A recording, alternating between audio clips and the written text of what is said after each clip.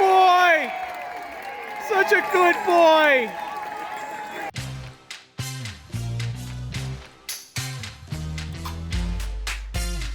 I'm Gary, and this is Coasting with Culture, which is all about combining theme park visits and riding roller coasters with various cultural experiences around the world. There was an opportunity to head to a beach town that hadn't been visited in a good while, leading to riding some new coasters and a chance to take in a ball game at a local stadium with a unique staff member. Plus, there was a chance to enjoy one of the more popular tourist attractions of the city. Following the recent trip to Kansas to join Keith, Kat, and Rick for some county fair coasters, and joining Philip for a mini road trip between Washington, Idaho, and Oregon, the original plan was to take a trip to Oklahoma to knock out some more Kansas coasters and the remaining credits of Oklahoma, including those at Frontier City. Unfortunately, that trip never came to be. Because of the way scheduling works at my day job in my current spot, I found out that my shift the day of my flight would end about 6 minutes before departure, so I had to cancel that trip at the last minute.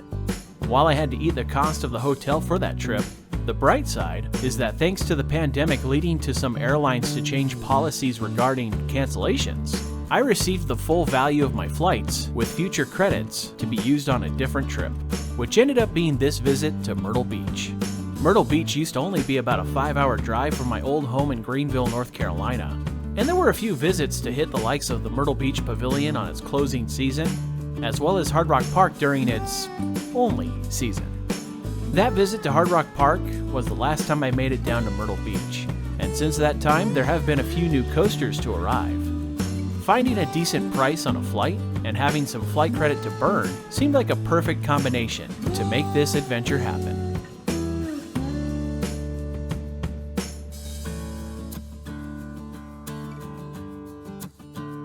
This trip would be with American, who I was originally going to fly back to Seattle from Oklahoma with. Flying with them did lead to going to the North Satellite, which I've become quite familiar with from my many Alaska flights out of there. But it wasn't quite the same this time. As SeaTac continues to become a major airport of the United States, work continues to help with modernizing this growing West Coast hub. Along with the sky bridge connecting the South Satellite to the main terminal building, the airport's been putting a lot of work into expanding and renovating the North Satellite, giving it a totally new feel and doubling the number of gates. There's still some more work to be completed, but it's great to see the local airport getting a facelift as it becomes more prominent in air travel. While it was neat to see the renovations, I was ready to hop aboard the first flight to Dallas for the connection.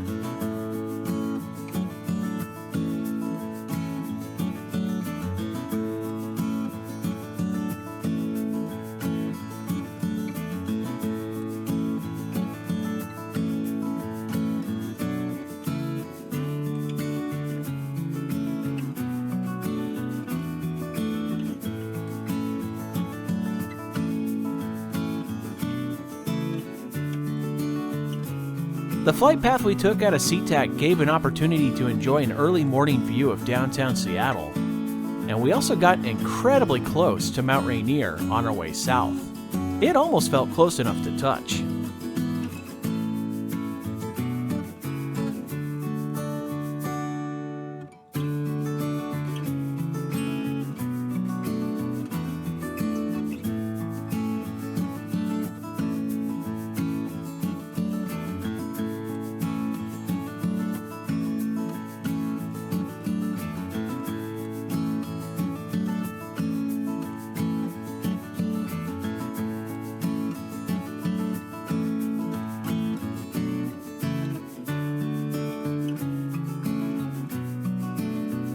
Welcome to Dallas Fort Worth, where the local time is 10:59 a.m. Thank you for flying with us today and have a beautiful day. Upon landing in Dallas, there was about an hour-and-a-half layover, plenty of time to try and find some food. This led to trying a couple of brews that had been shared on the Drunk Riders podcast, since this is the area Mike's from. The first was found at Beer Union, a place that offers some more commonly available beers, but also had a few local options, such as the Revolver Brewing Blood and Honey. a brew that combines a bit of honey with the zest of blood oranges, making a very interesting flavor. When I got some food, it wasn't the most inspired or local choice, but they happened to also have draft beer available, including another local option, Deep Ellum's Dallas Blonde. Another solid option from the Metroplex area, and a great recommendation from Mike of the Drunk Riders. After a couple of drinks and some food, flight number 2 was ready to go, as this would be the first time flying into Myrtle Beach's airport.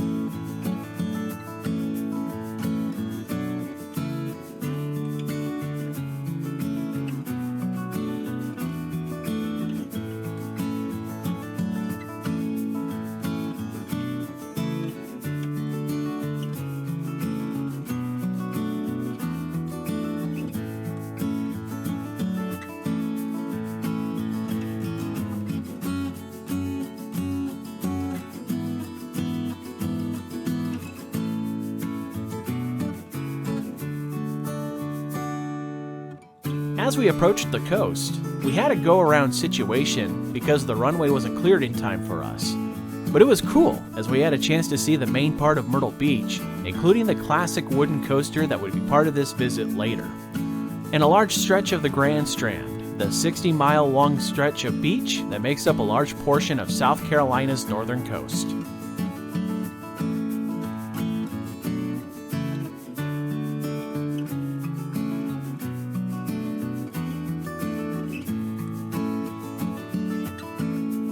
Welcome to Myrtle Beach. Local time is 4:36. American Airlines and our Winwell partners, thanks to you for flying with us today. We hope to see you again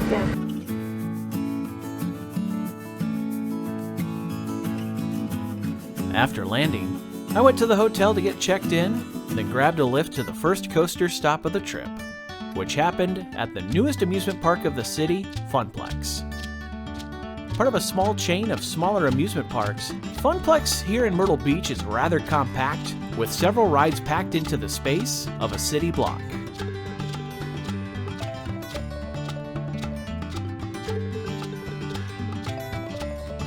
There's also a bar and a cafe that's squeezed in there, making for a nice place to take it easy after some beach time or in between rides. The main reason I made this stop was for the coaster that rolls around the perimeter of the park, called the Fun in the Sun coaster.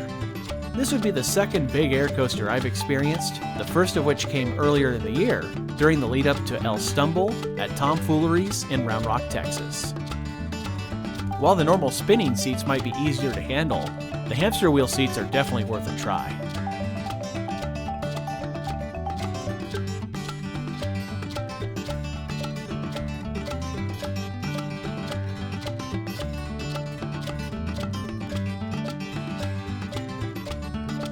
After obtaining the first new coaster credit of the trip, it was back down the street near where the hotel is located for a visit to a local baseball stadium, TicketReturn.com field, home of the Myrtle Beach Pelicans. The Pelicans are a low-A minor league affiliate of the Chicago Cubs and have been part of the Myrtle Beach scene since their inception in 1999. This venue has previously hosted college baseball tournament games, including those that were part of a special annual college tournament called Baseball at the Beach. It also served as a filming location for the third season of the HBO series, Eastbound and Down, following the antics of downtrodden pitcher Kenny Powers, played by Danny McBride. Part of the fun of going to visit various major league and minor league ballparks across the country and other baseball stadiums around the world is to find things that make them unique compared to others. This venue had some really neat features. One thing that stood out about this stadium were the large number of deck spaces where fans could hang out and be able to watch the game. Some of them even gave you a chance to see the players up close and personal. That same right field concourse has a food stand that pays tribute to the Pelicans' major league affiliate, the Chicago Cubs. The Clark and Addison Grill is named for the streets that line the sides of the Cubs' famed Wrigley Field in Chicago, and offers some traditional ballpark eats named after popular Cubs players. Perhaps the most unique offering at this particular stand was the deep dish burger, inspired by the traditional style of Chicago pizza. Take a hamburger patty and replace the bun with a pair of small deep dish pizzas, and you've got the deep dish burger. This is definitely one of the more fascinating ways I've seen a burger made, but it was pretty tasty. In reading about this ballpark, there was something I was hoping to get to check out during this game called the beer bat, a 2-foot-long baseball bat-shaped beer chalice that proved to be quite popular. So popular, in fact, they were sold out. While it was disappointing to miss out on trying this novel beverage container, it would make packing for the return home easier. And there were other beer options as well. Back at Clark and Addison, there were several draft beers to try, including a lovely white ale from New South Brewing, based locally in the Myrtle Beach area.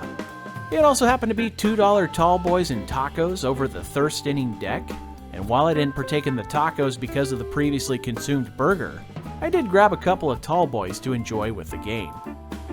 The hometown Pelicans came out victorious by a score of 6-1 over the visiting Columbia Fireflies, thanks in part to a pair of home runs, including this 3-run shot by Ed Howard in the second inning toward that same thirst inning deck. But one of the biggest highlights for attending this game was getting to see Myrtle Beach's famous bat dog. The team has had a bat dog that would retrieve the bat for their players during select innings of the game, and Slider here is the third dog to hold the job. By the way, in case anyone's wondering, yeah, he's a really good boy. Just look at him go get that bat. Such a good boy! Such a good boy! I did have to make a bit of an early departure, as I had another stop that I wanted to make that night, which was the second amusement park of this visit, and the only park I'd been to before in Myrtle Beach, Family Kingdom. That previous visit came in 2006, on the same day I visited the Myrtle Beach Pavilion during its final season. And while I was more of a fan of the Pavilion than Family Kingdom, it's great to see that this park is still around, unlike its long-gone competitor. It was fun to enjoy a couple of old rides, including one of the early models of Sally's Shooting Dark rides based on going after banditos in the Southwest, with a blend of artwork and animatronics like many other Sally Dark rides. Their log flume also offers a fun ride, as the flume portion has a bit of speed with a bit of a rapids experience. There was a new coaster credit to gain here, and that was on Twist and Shout. While the trim brakes were on, they didn't seem to have a huge effect on the speed of the ride, as it was going through the turns pretty quickly, making for some high lateral Gs. There is another coaster in the park I've not yet ridden, although I don't know if I ever will. While it is a fairly standard Wacky Worm style coaster that I've ridden many of over the years, the park has a maximum height for the ride, and I didn't get a chance to ask ahead of my visit if it would be possible to make an exception. So it'll just have to sit on my list of coasters to ride for now, and maybe be taken care of on another visit. The only other coaster in Myrtle Beach that I had previously ridden before was Swamp Fox, a classic John Allen out-and-back style coaster with a layout that offers a more interesting end, as it does a bit of a figure 8. I remember really enjoying the ride back in 2006 and was hoping to get a ride toward the back, but was a bit disappointed to see that they had the back car completely closed off. That was until I rode it in the third car. I don't know if it's because of the South Carolina heat and humidity, or because they gave some extra grease on the track, but this coaster, even with the empty back car, was absolutely hauling through the ride. And it was incredibly aggressive. Hearing from some of the locals, there had been a lot of complaints about the ride being too rough, which led to the closure of the back car. And while I did find sitting in the back row of the third car to be a bit more unpleasant, I gave it another go in the middle seat of the second car and found it to be much more enjoyable that time.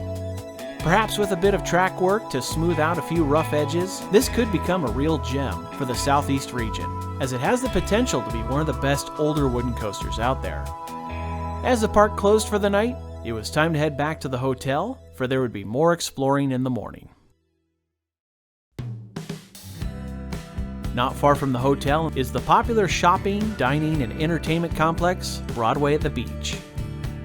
I'd be lying if I said those were my primary motivations for this stop, as the complex does offer some rides. This complex was created by the same Burroughs and Chapman company that used to own the old Myrtle Beach Pavilion, when they closed the park for a new complex that, as of today, still hasn't happened on the former site. Some of the rides for the old park were moved to this property and became Pavilion Park, as a sort of tribute to the former larger amusement park. There have been some new additions to this smaller park, including the main motivation for this stop, an SBF Visa spinning coaster called Myrtle Turtle. Much like the other Visa spinners out there, this can be a pretty fun ride with some decent spinning. After getting the coaster credit, I did spend some time wandering around the complex, which offers a wide variety of shops, complemented by an array of well-known restaurants found in many other cities and destinations, from the likes of Bar Louie, Hard Rock Cafe, and Dave & Buster's. Feel like having a drink but wish to explore at the same time? You can do that while visiting Broadway at the beach, much like I did with a stop at Wet Willie's, where they sold an assortment of daiquiris. They even have some suggested blends, such as the Superman, which I tried, combining their shock treatment and call a cab. On a warm day like today, it was a nice treat, and I'll admit, it was pretty potent. That made for a good excuse to go and grab some food, which I went for what seemed more like a unique option in the area, Sweet Carolinas. Living my teenage and early adult years just up the road in eastern North Carolina, I'm well aware of how big pulled pork barbecue is in this region. So when I saw that they offered a localized version of a Hawaiian pizza, I was sold. A pizza with pineapple and pulled pork with a barbecue sauce drizzle. The pork wasn't quite made the same way as in eastern North Carolina, but it was still a delicious pie. Broadway at the beach also has a few larger attractions like you would find in other tourist destinations, such as Wonderworks or the Ripley's Aquarium. There are a few features that do stand out in the complex, including its boardwalk setting that surrounds a lagoon, and in that lagoon, visitors can hop aboard a high-powered boat for a thrilling ride speeding across the water's surface. While there was certainly more to explore in the complex, my time had run out as I needed to get back to the airport for the return back to the Pacific Northwest.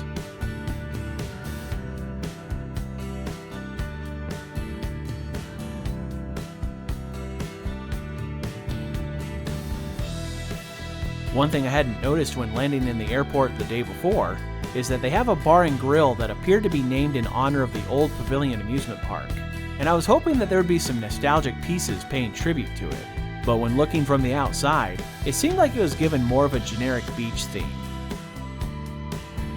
Another neat touch at Myrtle Beach International is that you can watch planes as they're tracked flying into and out of the airport on some of the screens shown next to the departures and arrivals.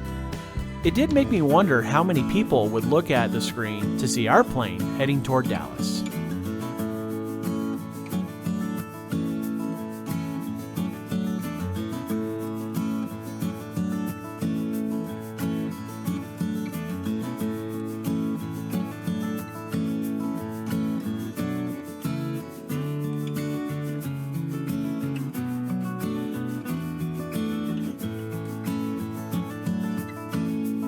Taking off in the direction of the ocean would give us one more chance to see the popular coastal city and its neighboring 60-mile-long sandy shores.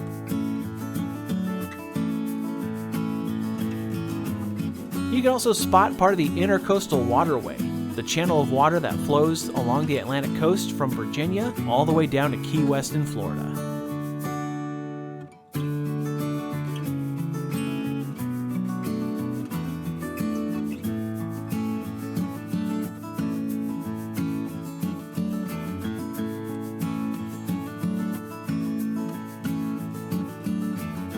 Ladies and gentlemen, on behalf of American Airlines, my pleasure to welcome you to Texas and the Dallas-Fort Worth International Airport, where the time is now 6:38. On behalf of your combined Dallas-Fort Worth and Charlotte-based crews, it's been our pleasure to have you aboard with us today. We know you have a choice when traveling, and we thank you for choosing American Airlines.